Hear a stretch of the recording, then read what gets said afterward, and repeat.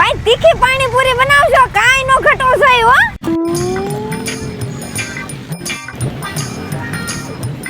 એલા તને આયા મમ્મીએ જયપુરી કલેક્શન લેવા મોકલી હતી પાણીપુરી ખાવાની. આલે લગાવ પાણીપુરી. અરે ભાઈ મને ભૂખ લાગી હતી તો હું પેટ પૂછાશ કરું ને. અને તુંય ખા ને હવે ગાડી આય ખાલ. એ ગાડી સ્ટાર્ટ કર.